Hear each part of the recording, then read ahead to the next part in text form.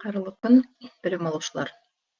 Шығыс Қазақстан облысы әкімдігінің білім басқармасы, геологиялық барлау колледжі, экология және жер қойнауын пайдалану салаларындағы табиғи ресурстарды тиімді қолдану мамандығы, физика-химиялық талдау негіздері пәнінен оқытушы Оспанова Айгүл Қанатовна талдаудың биологиялық әдістері тақырыбындағы сабағымды назарларыңызға ұсынамын.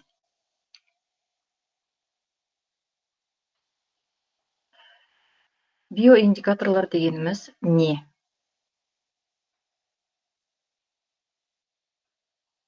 Осы сұрақты қоя отырып, бүгінгі біздің тақырыбымыз талдаудың биологиялық әдістері. Сабақта жоспар бойынша биологиялық талдаудың сипаттамасын, индикаторлық ағзалар ретінде омыртқасыздарды пайдалануы, элементтердің микромөлшерін анықтауға омыртқалыларды қолдануды қарастырамыз. Биологиялық талдаулардың сипаттамасы.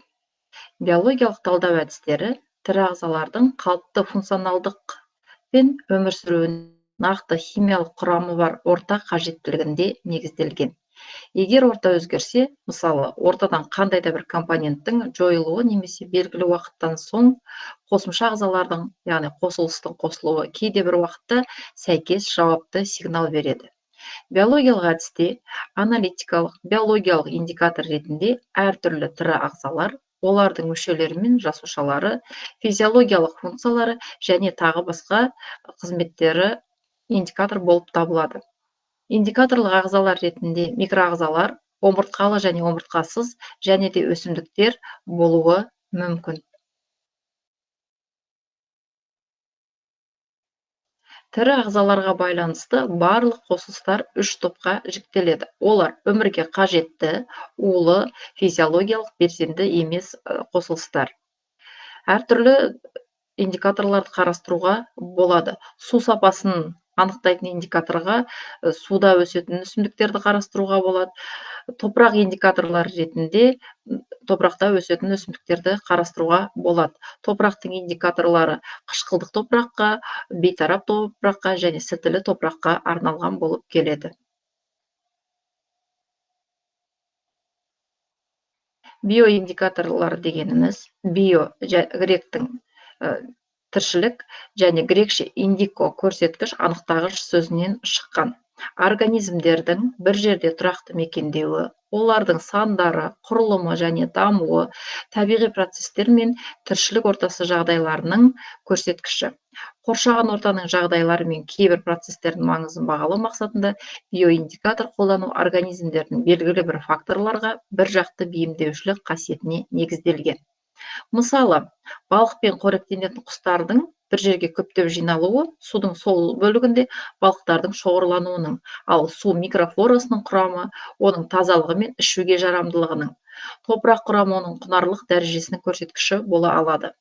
Ғарыштық зерттеулерде ғарыш факторларының организмге тигізетін әсерін анықтау үшін жануарлар, өсімдіктер және микроорганизмдер биоиндикатор есебінде пайдаланылады. Мысалы, біз білеміз, ең алғаш ғарышқа белка стрелка атты иттер ұшырылған болатын.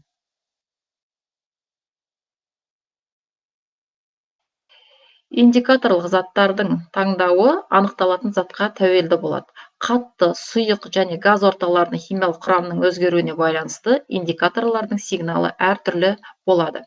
Тәртіп мінезінің өзгеруі, өсу интенсивтілігі, метаморфоздың жылдамдығы, қанның құрамының өзгеруі, биоэлектрлік белсенділігі, қорыту және танысу органдарының функцияларының өзгеруі жатады.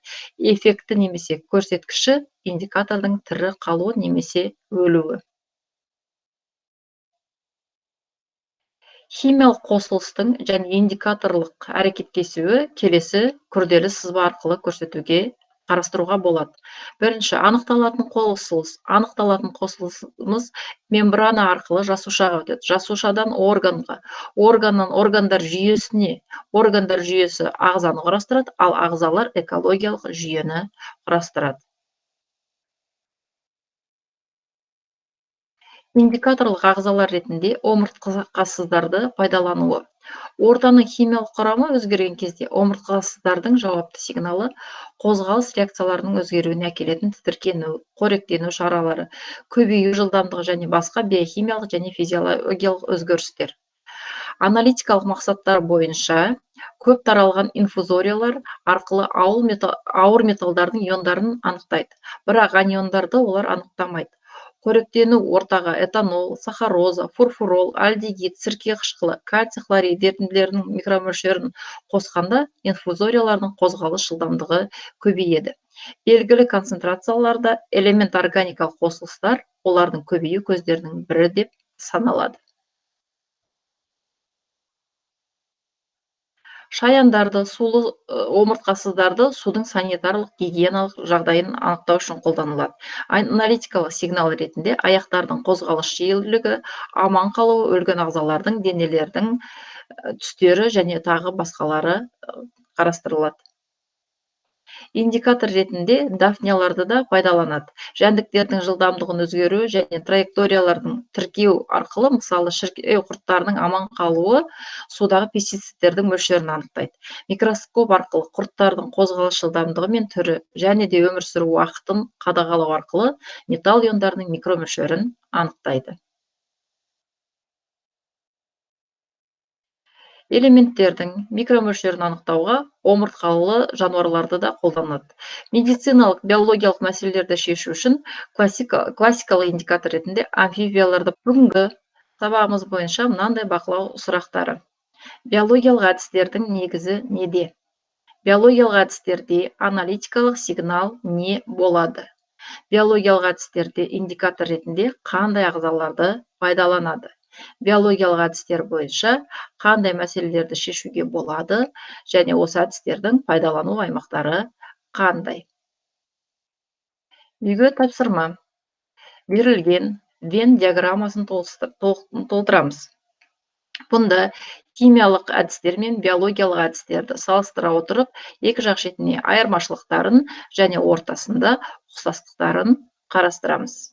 Мысалы, биологиялық әдістермен біз атмосферадағы кейбір улы заттардың концентрациясын анықтай алатын болатын болсақ, онда биоиндикаторларды пайдаланамыз. Ал ұқсастықтар біз ластаушы заттарды анықтаймыз. Мысалы, химиялық әдістерде онда да ластаушы заттарды анықтаймыз, бірақ химиялық жолмен анықталады. Онда индикатор ретінде әртүрлі химиялық реактивтер алынады.